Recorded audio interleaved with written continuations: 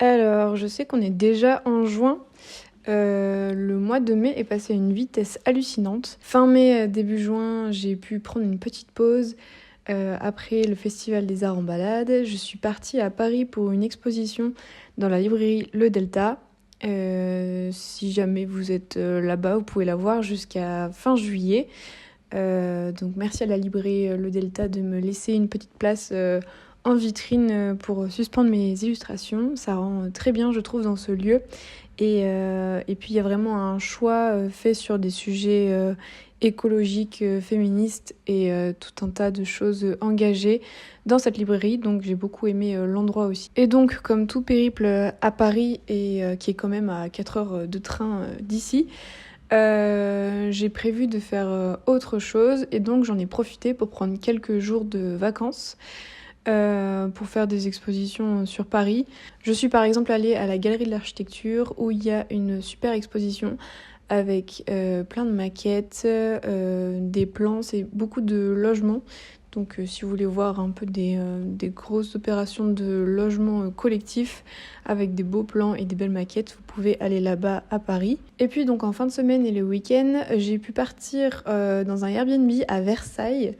Avec ma bande de potes parisiens et autres qui montaient à Paris pour l'occasion. Et ça tombait très bien parce que c'était la BAP, donc la Biennale de l'Architecture et du Paysage. C'est la 3e édition et ça reste là-bas jusqu'au 13 juillet. Et donc comme c'était ma bande de potes d'architectes et de personnes rencontrées en école d'architecture, on est allé faire un tour là-bas. Donc entre plusieurs moments de repos et d'apéro dans l'herbe, on a pris le temps sur un après-midi de faire un petit tour de l'exposition.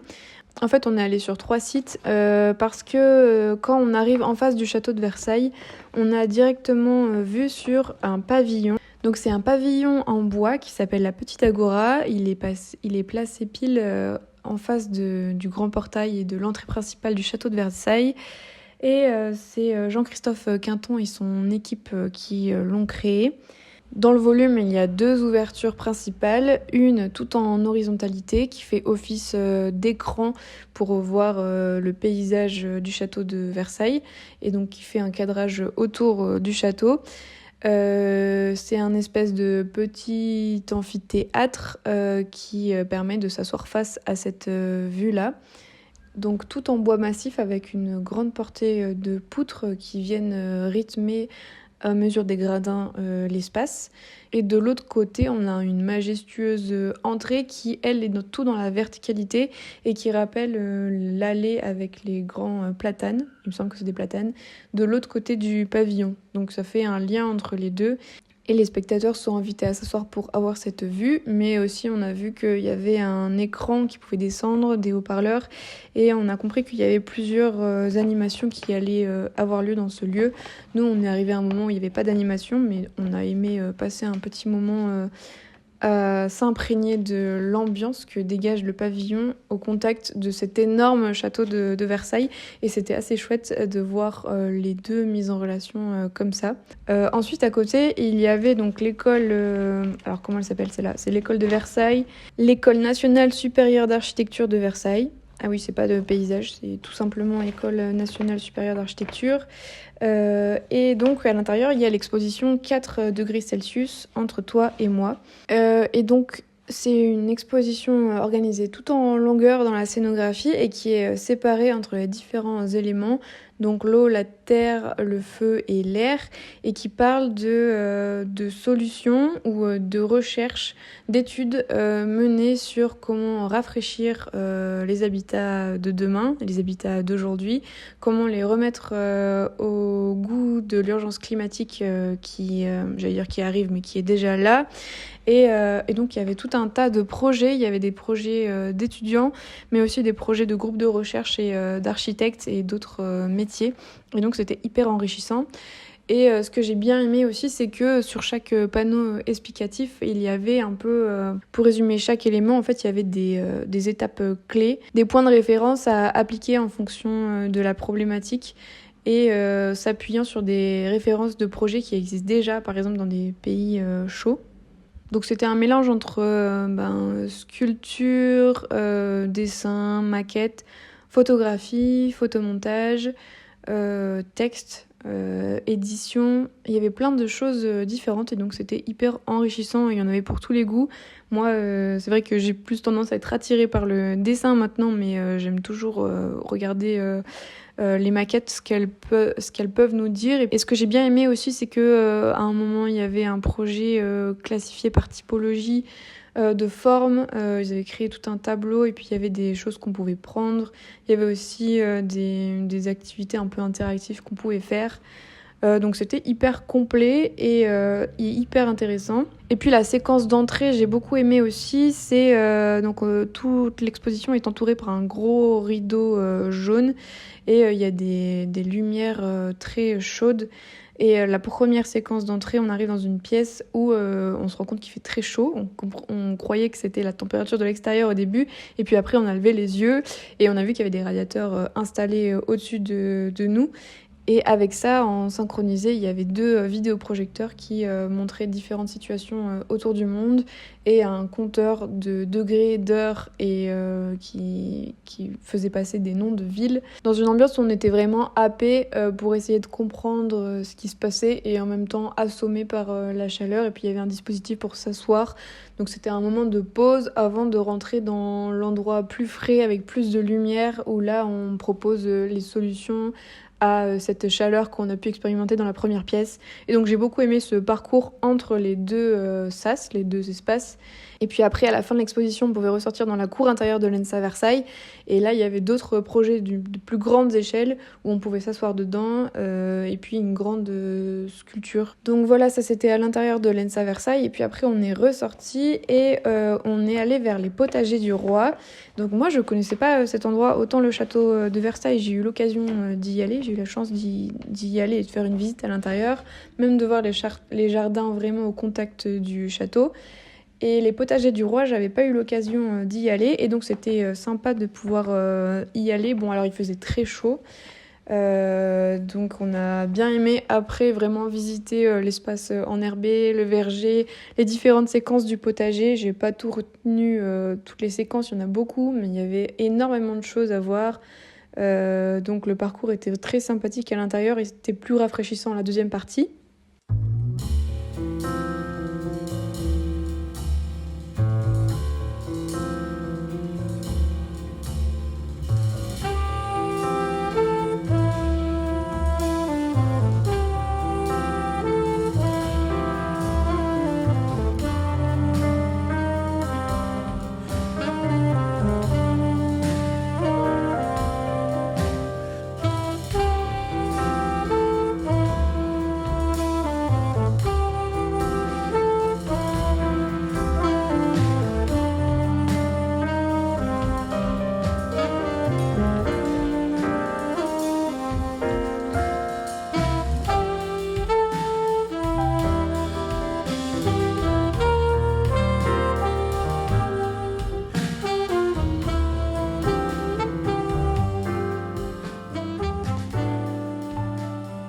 En première partie, on est un peu arrivé dans l'espace qui, moi en tout cas, m'avait le plus marqué visuellement, puisque c'était souvent celui qui était le plus communiqué sur les réseaux sociaux avant qu'on y arrive. En tout cas, moi, je l'avais vu passer plusieurs fois, parce que c'est donc principalement l'agence Terre, qui est assez reconnue dans le domaine du paysage, qui l'a mise en place.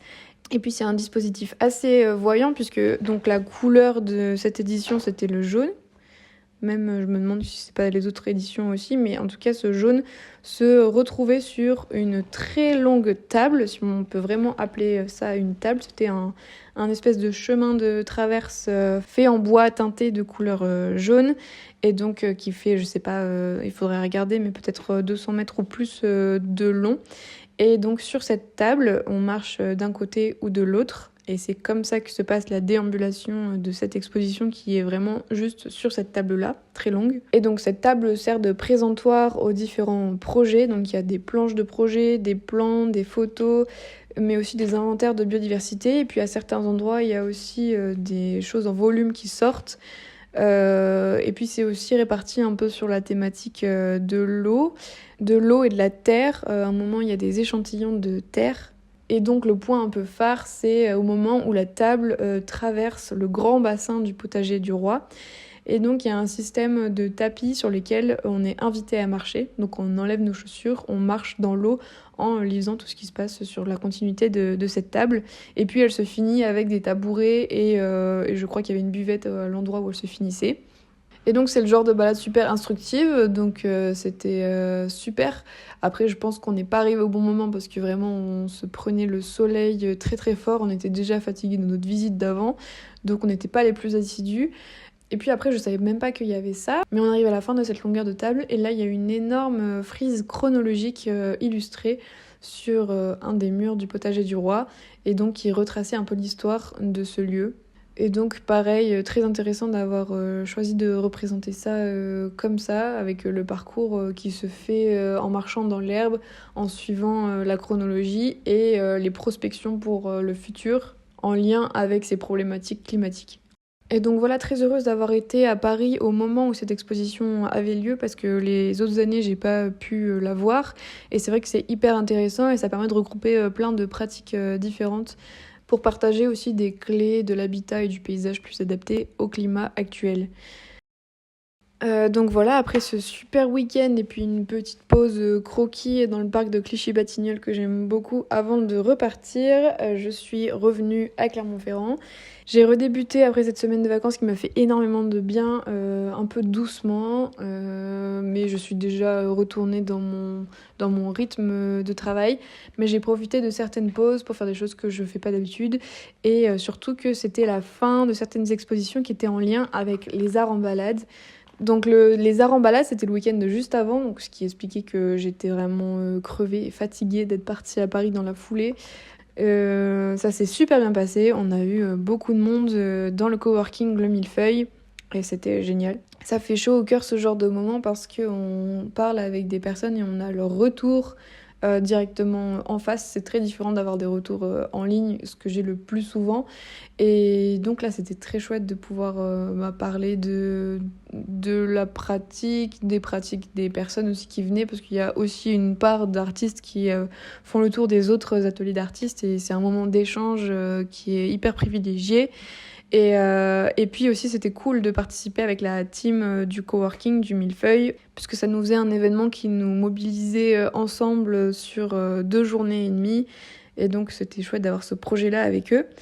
Et donc, il y avait des expositions qui duraient un peu plus que le week-end, dont une exposition qui est à la chapelle de l'ancien hôpital général et qui regroupait des artistes pour parler des 30 ans, parce que c'est la 30e édition. Donc déjà, je suis trop contente d'avoir pu remporter cette affiche. Je l'avais montrée dans une autre vidéo où j'annonçais tout juste que je venais d'être au courant que c'était mon affiche qui avait été sélectionnée pour cette édition-là. Et donc elle s'est retrouvée un peu dans toute la ville, sur les vitrines et sur les livrets dont tout le monde se servait pour suivre sur le plan où ils voulaient aller visiter les ateliers d'artistes. Et donc ça faisait très bizarre et en même temps j'étais très contente et un peu gênée. Mais donc voilà, pour retracer en gros les 30 ans, ils ont choisi 12 artistes. Enfin, elles ont choisi 12 artistes parce que c'est Nadine Brandely et Hélène Renaud qui sont les fondatrices des Arts en balade il y a de ça 30 ans et qui ont regroupé 12 artistes aux pratiques assez différentes mais bien représentatives des arts en balade.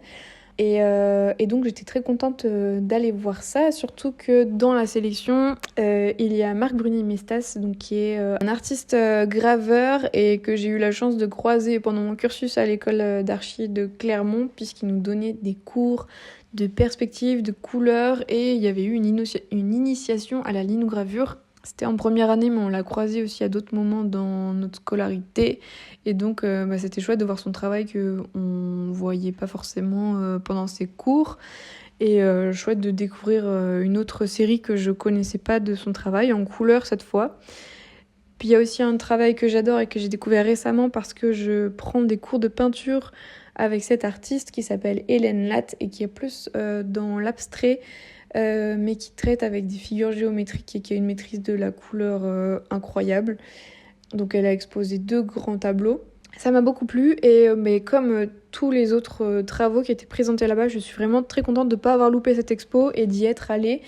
J'ai aussi flashé sur les sculptures maison sculpture de Amanda Peters que je connaissais pas du tout. Et forcément, c'est des maisons, donc ça m'a parlé, ça m'a plu. Et je sais plus si c'est de la céramique, mais c'est de la sculpture qui peut se casser, et donc en couleur. Et j'ai trouvé ça hyper poétique et beau. Et puis en fait, tous les travaux m'ont beaucoup plu là-bas. Vraiment, Charline Montagnier, Christophe Dalecki, Marie Deschamps. Donc c'était super cool d'aller là-bas. Et en plus, c'était Ipiolo et Charline Montagnier qui tenaient la permanence à ce moment-là. Donc j'ai pu un peu faire connaissance parce que je les connaissais pas. Et donc échanger sur leurs pratiques rapidement parce que je suis allée évidemment au moment où ça fermait. Je suis légèrement plus sensible, je pense, au travail des mains quand il n'est pas en lien avec quelque chose de numérique. De ce que je veux dire, c'est que je suis moins sensible à la photographie dans ce genre d'exposition. Bien qu'il y avait des super photos vraiment, mais c'est quelque chose qui me touche peut-être un peu moins. En fait, je pense que je vais en profiter pour que cette vidéo soit un petit tour des recommandations, expositions, productions en lien avec la culture et l'art que j'ai pu voir, avoir, expérimenter ces derniers temps. Et donc pour continuer dans le sujet des arts en balade, une des personnes qui est exposée avec moi au Millefeuille, c'est Pam Ancel, et qui est donc un éditeur qui a tout fraîchement créé sa maison d'édition indépendante qui s'appelle Maudit Village, et il a pu rééditer son Atlas des mondes fantastiques. Donc c'est un atlas dans lequel il a travaillé avec plusieurs illustrateurs et illustratrices, auquel il a demandé de créer, imaginer des mondes imaginaires. Et donc j'adore parce que c'est un recueil, une bible de plein de styles graphiques hyper différents et tous trop beaux. Oula. Et donc il me l'a dédicacé, j'ai trop de la chance. Et puis c'est chouette aussi de tomber sur des illustratrices dont on suit le travail et qui se retrouvent dans ce livre que je connaissais pas avant ma rencontre avec Pam Ancel il y a 1 an. Et donc par exemple il y a le travail de Tarmaz qui est à l'intérieur, dont je suivais le travail. Mais globalement tout est intéressant, ça m'a beaucoup parlé. Parce que c'était en lien avec mon thème des volcans, et donc maintenant je fais une fixette sur les artistes qui parlent des volcans, comme Ella Webb. Je fais vraiment une fixette sur les réalisations et les carnets de cet artiste qui est passionnée par la géologie et les volcans, et je trouve que ce qu'elle produit c'est super beau. D'ailleurs je voulais m'acheter une illustration, mais elle fonctionnait par PayPal, et donc j'ai pas encore eu l'occasion d'en acheter une. Enfin voilà, il y a vraiment beaucoup de styles différents et je saurais pas choisir mon monde préféré. Il y a une gestion des couleurs qui est incroyable et que je trouve hyper inspirante, et même le niveau du détail, tout est fou, et donc c'est pour ça que j'ai pris ce livre avec moi à la sortie des arts en balade. Et je suis très contente de l'avoir. Dans la catégorie amis très talentueux, je vous montre Timothée. Timothée Girard, qui est pareil, on s'est connus à l'école d'archi, donc qui est architecte diplômé, et qui a commencé à dessiner et vadrouiller à vélo.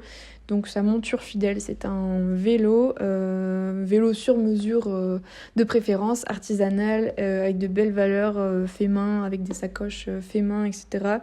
Et donc son mémoire de fin d'études en lien avec ses études d'architecture, c'était sur le sujet de son voyage à vélo. Il a créé un abécédaire du voyage à vélo, donc chaque lettre parle d'un thème différent. Donc par exemple, si j'en prends au hasard, J pour journal de bord, G pour géographie et B pour bikepacking. Et il a aussi lié chaque lettre à un modèle bien précis de vélo. Et donc qui dessine à l'encre au Rotring avec beaucoup de points, beaucoup de patience, beaucoup de petits traits aussi.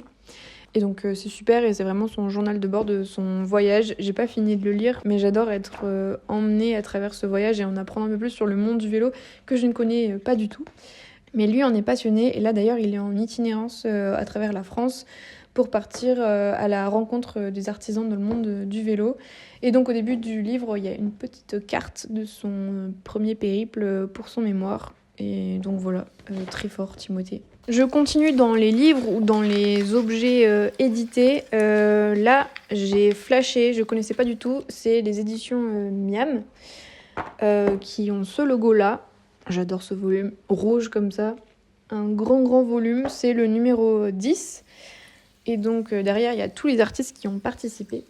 En fait, suivant différents thèmes, c'est pareil, c'est un regroupement d'artistes avec différents univers.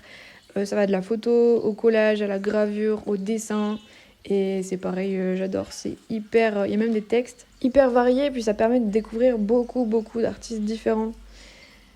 Et d'être inspiré, je pense, quand on a un petit coup de mou, hop, on regarde dedans et ça repart. Donc très belle découverte, Miam Édition. J'ai pas regardé toutes les pages, mais en fait, juste de feuilleter, ça me fait beaucoup de bien. Et cette odeur, c'est la meilleure chose des livres, de chaque livre, cette odeur. Bon, et là, je ne me le suis pas procuré en l'achetant, mais j'ai eu la chance de le gagner avec un concours sur Instagram. Et donc ça, c'est la revue Flash, qui est pas si vieille que ça, je sais plus quand ça a commencé. Donc c'est une revue sur l'anticipation, donc des récits d'anticipation, des recherches techniques et culturelles, et puis c'est pas mal illustré aussi, donc en fait c'est ça qui me plaît aussi dans ce genre de revue-là. Mais là on développe pas mal d'articles et de récits, et aussi d'interviews. Enfin, c'est assez complet comme revue.